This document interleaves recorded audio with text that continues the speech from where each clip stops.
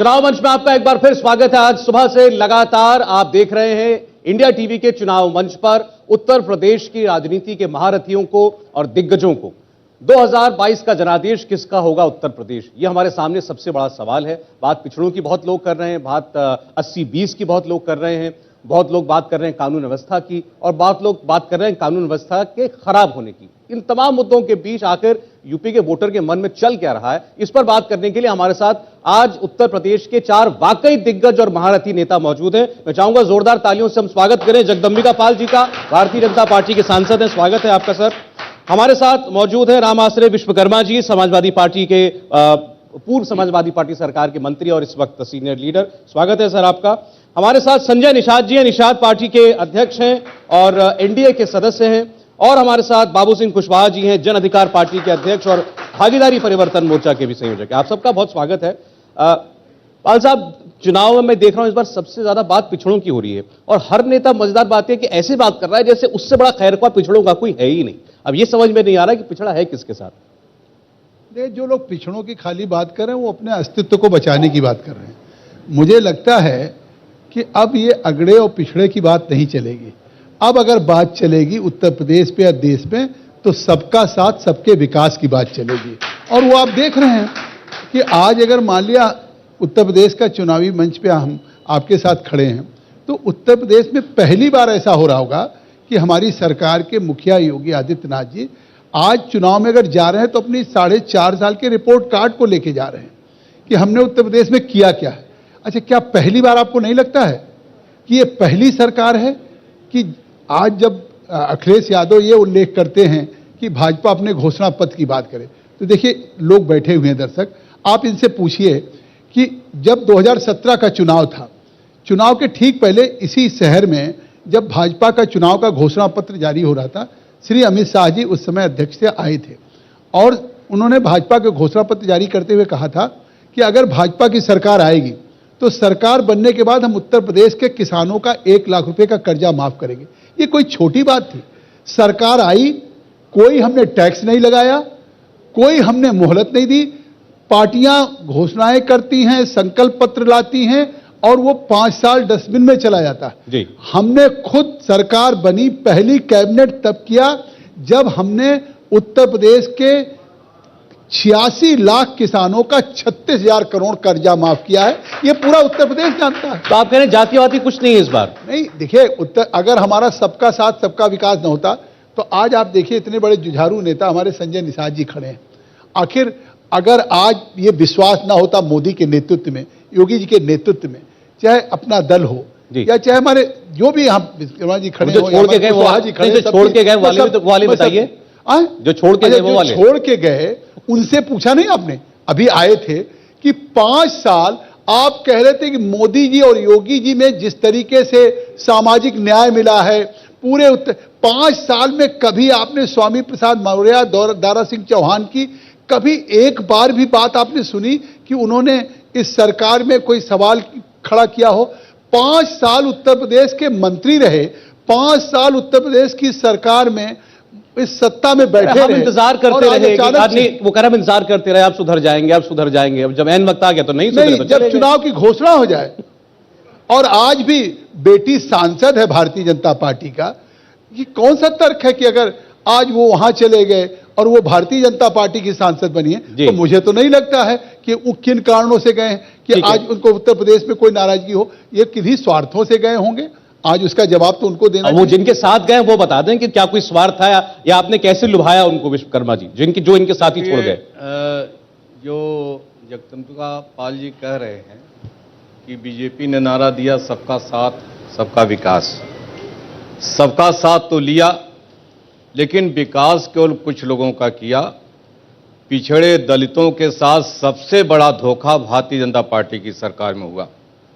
54% पिछड़ा वर्ग को इन्होंने विश्वास दिलाया था कि उनकी सामाजिक न्याय, उनके आरक्षण, उनकी गरीबी, उनकी बेरोजगारी के तमाम मुद्दों को ये हल करने का काम करेंगे। लेकिन सरकार के आने के बाद जो पिछड़ों का आरक्षण था उस आरक्षण को इस बीजेपी सरकार ने जेन केन प्रकार से खत्म करने का काम किया। जैसे बहुत बड़ा धोखा कैसे पिछड़े वर्ग के साथ हुआ। समझाइए। रोस्टर में परिवर्तन कर दिया, रोस्टर में परिवर्तन करके ऐसे नियम बना दिए 27% पिछड़े वर्ग 54% पिछड़े वर्ग आरक्षण को 27% की सीमा में इस तरह से बांध दिया कि अगर कोई मेरिटोरियस व्यक्ति है, जनरल कैटेगरी का व्यक्ति जो है वो कम नंबर पा करके सिलेक्ट हो रहा है, उससे हाई मेरिट पिछड़े वर्ग की जा रही है और उसका सिलेक्शन नहीं हो रहा है, उनको आरक्षण का लाभ नहीं मिल रहा है। इस तरह से तमाम इस तरह के व्यवधान पैदा करके आज हालत ये कर दी है कि पिछड़े का एक बार कंप्लीट कर ले। पिछड़े का आज किसी भी विश्वविद्यालय में, बड़ी संस्थाओं में, बड़ी नौकरियों में पिछड़े वर्ग का बेटा अब किसी विश्वविद्यालय का प्रोफेसर नहीं बन सकता है, ऐसा भारतीय जनता पार्टी ने किया। इतना ही नहीं किया, अभी 69,000 शिक्षकों की भर्ती का मामला आया था, 27% का आरक्षण उनको देना चाहिए था, लेकिन आरक्षण नहीं दिया। 6 महीना पिछड़े वर्ग के अभ्यर्थी लखनऊ में धरने बैठे रहे और पहली सरकार भारतीय जनता पार्टी की है जिसने पिछड़े वर्गों को जात, उनकी पुलिस ने पिछड़े वर्गों की जात पूछ करके गालियां दी। ये बहुत गंभीर, ये बड़ा गंभीर आरोप है। जात का नाम लेकर के अपमानित करने जवाब, इसका जवाब लेना जरूरी है। बीजेपी की सरकार ने किया है। जी, और इतना ही नहीं किया है, सारे विश्वविद्यालय से लेकर के सारे बड़ी संस्थाओं में ये बात आपने कही, लेकिन जो आप दूसरी बात कह रहे हैं कि पुलिस भी जात पूछ करके कार्रवाई करती है। ठीक है, जात पूछ करके गालियां दी, मुकदमे लगाए, लाठियां मारने। उत्तर प्रदेश में अभी जो विश्वकर्मा जी कह रहे हैं, उत्तर प्रदेश में 2014 का चुनाव हुआ, 2017 का चुनाव हुआ, 2019 का चुनाव हुआ, 2022 का। आज ये पिछड़ों की बात कर रहे हैं। पहली बार आज आप देख रहे हो कि प्रदेश की बात पूरे देश में आज भारत का जो प्रधानमंत्री हमने बनाया है वो भी इसी पिछड़े वर्ग की आती। तो जो भारत के प्रधानमंत्री पिछड़े वर्ग के हैं उनके कल्याण के लिए नहीं करेंगे। तो किया क्या? अब मैं बोल लूं आपसे पूछिए, प्रधानमंत्री ने किया क्या पिछड़े वर्ग हमने वो किया है जो किसी ने नहीं किया। मैं बता दूं कि बैकवर्ड कमीशन था, उसको कोई संवैधानिक दर्जा नहीं था। आप बताइए कि अगर आज बैकवर्ड कमीशन था, पहली बार संवैधानिक दर्जा देने का काम किया तो नरेंद्र मोदी जी ने किया। बैकवर्ड कमीशन आरोप यह है, बैकवर्ड कमीशन अपनी जगह ठीक है, जो आरक्षण मिल रहा था वही नहीं दिया, आरक्षण दिया नहीं। जी को मालूम होना चाहिए 5 लाख उत्तर प्रदेश की विधानसभा में आप रहे, आपको मालूम होना चाहिए उत्तर प्रदेश में राज्य पिछड़ा वर्ग आयोग को सबसे पहले 1994 में माननीय नेताजी ने संवैधानिक दर्जा देने का काम किया। ये बता दीजिए। और नहीं, आपकी बात सुनिए। नहीं, एक बात सुनिए। अच्छा, एक सेकंड, अच्छा 15 सेकंड में अपनी बात खत्म कर ले, बाकी बोलिए। समाजवादी पार्टी विश्वकर्मा जी 15 सेकंड अपनी बात याद करिए। अखिलेश की सरकार में 5 साल में नौकरियां मिली। उन नौकरियों को कैसे मिला? पब्लिक सर्विस कमीशन के अनिल यादव चेयरमैन थे। किस तरह से, ये भी नहीं पिछड़ों, एक ही जनपद के आसपास के कुछ लोगों को जिस तरह से डिप्टी कलेक्टर बनाया, हाई कोर्ट ने इंटरवीन किया, उनको हटाना पड़ा। हमने 5 लाख नौकरी दिया है, सरकारी नौकरी दिया है और ट्रांसपेरेंट ढंग से दिया है, लोगों को ईमानदारी। आपकी सरकार में पोस्टिंग पर जो आरोप लगते हैं उस पर मैं आऊंगा। कुशवाहा जी सर, 2 मेहमान भी अभी तो चर्चा में ले आए उनको। कुशवाहा साहब, आपने नया मोर्चा बनाया, आप भी पिछड़ों की बात कर रहे हैं और आपने तो जो मोर्चा बनाया है भागीदारी परिवर्तन मोर्चा, आपने तो ये भी कहा है कि हम 5 साल में 2 मुख्यमंत्री देंगे, एक पिछड़ा मुख्यमंत्री देंगे, एक हम दलित मुख्यमंत्री देंगे, 3 आप उप मुख्यमंत्री देंगे जिसमें से एक मुसलमान भी होगा। आप एक वाइडर रिप्रेजेंटेशन की बात कर रहे हैं। मुझे बताइए कि इस सरकार में और इससे पिछली सरकार में कोई अंतर है? देखिए, सरकारों के विरोध के बारे में अगर आप मुझसे पूछें तो भारतीय जनता पार्टी की सरकार में और समाजवादी पार्टी की सरकार में बहुत ज़्यादा फर्क नहीं आता कानून व्यवस्था के मामले में। लेकिन अब ये जनता के ऊपर छोड़ देते हैं। चुनाव आ गया है, जनता ने देखा है 5 साल इनको भी और 5 साल इसके पहले भी देखा है। मैं अपनी बातें कुछ कह दूं। हम लोगों ने भागीदारी परिवर्तन मोर्चा बनाया है। ओवैसी साहब हैं हमारे साथ में, शायद सुबह आपके बीच में आए थे। बावन मेश्राम जी हैं, हमारी जन अधिकार पार्टी है, रामकरण कश्यप जी हैं, रामधनी बिन जी हैं और कमलेश चौहान जी हैं। हम लोगों ने इस विचार के साथ, इस नारे के साथ बनाया है कि जिसकी जितनी संख्या भारी उसकी उतनी हिस्सेदारी। इस देश में जिसकी आबादी जितनी है उस आबादी के हिसाब से उसको प्रतिनिधित्व मिले। हम ये जानते हैं, हम ये समझते हैं कि एक तरफ हमारा वोट हिंदुत्व के नाम पर जाता है, फिर जैसे आपने विश्वकर्मा जी ने कहा और साथियों ने कहा कि रिजर्वेशन, चाहे वो नीट का रिजर्वेशन का मामला हो या और सरकारी नौकरियों का मामला हो रिजर्वेशन का, वो पिछड़े तबकों का रिजर्वेशन खत्म हो गया। दूसरी तरफ अगर हम और पहले की सरकार में जाते हैं, 5 साल पहले की सरकार में जाते हैं, तो हम पिछड़ों के नाम पे, धर्मनिरपेक्ष के नाम पे हमने वोट तो दिया, लेकिन वोट देने के बाद जब सिपाही की, दरोगा की, लेखपाल की, पटवारी की, परगना मजिस्ट्रेट की जब भर्ती आई तो कुछ लोगों की सरकार होकर के रह गई, कुछ लोग उसमें भर्ती हुए, फिर और पिछड़े नजर नहीं आए और दलित नजर नहीं आया, कुछ लोग नजर आए। इसलिए देश की जनता देख रही है कि हमें जो प्रतिनिधित्व, जो भागीदारी है वो कौन दे सकता है। इस सोच के साथ हमने मोर्चा बनाया है कि हम ये वादा करते हैं कि जिसकी जितनी संख्या है उस संख्या के हिसाब से, उस आबादी के हिसाब से हर क्षेत्र में, चाहे वो सरकारी नौकरी हो, चाहे वो प्राइवेट सेक्टर हो या विकास का जो पैसा आता है, हर क्षेत्र में उसको भागीदारी मिले, हर क्षेत्र में उसको हिस्सा मिले। इसके लिए तो पहले उसको प्रतिनिधित्व मिले। इसके लिए तो पहले आपको ये पता करना पड़ेगा ना कि किसकी कितनी संख्या है भारी। इसके लिए जरूरी ये है कि जाति जनगणना हो, हमारे देश में जाति जनगणना हो। हम बहुत पहले से मांग कर रहे हैं और दिक्कत इस बात की है कि जब पार्टियां सरकार में नहीं रहती तो समर्थन करती हैं और जब सरकार में आ जाती हैं तो विरोध करती हैं, कहते हैं जाति जनगणना नहीं होनी चाहिए। लेकिन हमारी ये चाहत है जी, हमारी ये कोशिश है कि इस देश में जाति जनगणना हो। हमारे देश की जाति सच्चाई है, इसको हम छिपा नहीं सकते हैं। जाति के आधार पर हम टिकट देते हैं, जाति के आधार पर सम्मान है, जाति के आधार पर अपमान है।